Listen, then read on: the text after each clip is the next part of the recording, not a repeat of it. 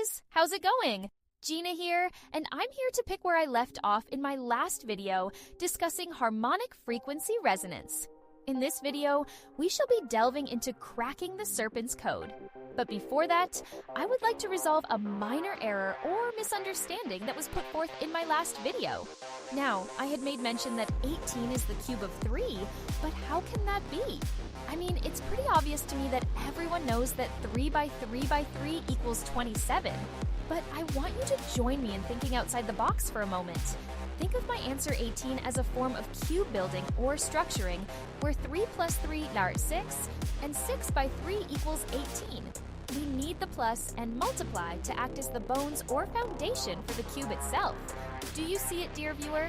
So, let us imagine for a moment that the multiply provides the diagonal foundation that touches the 4 corners of the cube to converge at the center, and then the plus as the vertical and horizontal foundation that touches the 6 faces of the cube. Can you see it better now, dear viewer? Hence my line of reasoning behind stating that 18 forms a cubic matrix of 2 interlocking tetrahedrons. Now that I've established for you the basic structure of the harmonic resonance field, we will now be getting into the meat of this video's topic, and that is to show you, dear viewer, how Sopsama and I managed to resolve the Serpent's code to a 5-to-2 ratio, instead of it being 1-to-1. I want you to understand that the equivalent exchange rule is the trap. Now let us analyze the Serpent's code again.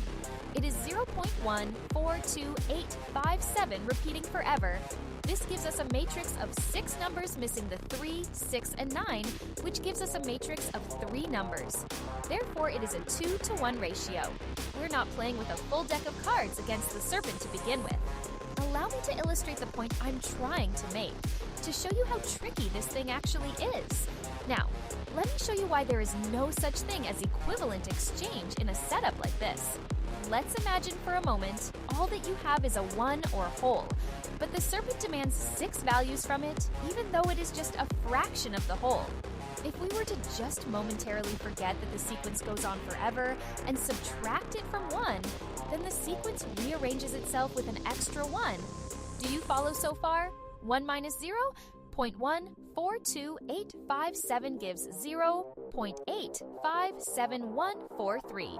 And let us now remember that the sequences go on forever. So in other words, the Serpent is insatiable.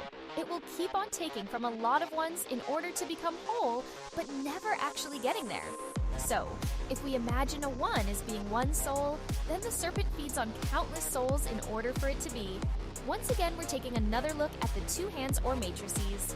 1 is 6 values, being 1, 4, 2, 8, 5, 7, and the other hand holds a matrix of 3 values, being 3, 6, 9.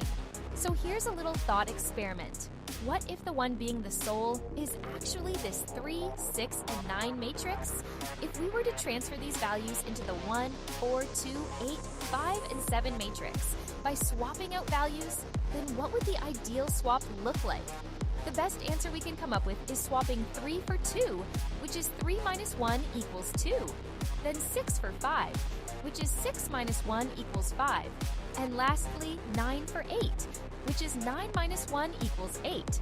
By applying the 1-1-1 spark or trinity through process of elimination or minus to the Serpent code, we get something looking like A, 1, 4, 7, 3, 6, 9, or B, 1, 4, 3, 9, 6, 7. And then the other hand could be holding A, 2, 5, 8, or B, 2, 8, 5.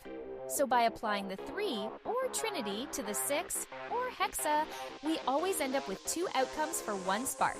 And here is the concept of on and off, which are the 2 basic states for a switch, and it provides the vital 2 needed to add to the trinity or 3, 6, and 9. This is the best we can do to even the playing field with an extra 2 to the 3, giving us 5. And here comes the true birth of the number 0. In a setup like this, the 0 represents both void and infinity. So by using the power of the 0 as the 6th missing piece, we have now acquired the infinite regeneration or fractalization ability. A fraction, therefore, in other words, is a number tending towards either 1 or 0, but never arriving because it is the ideal state of infinite smallness, to always be left with another fraction. Now, do you understand the power of divide better?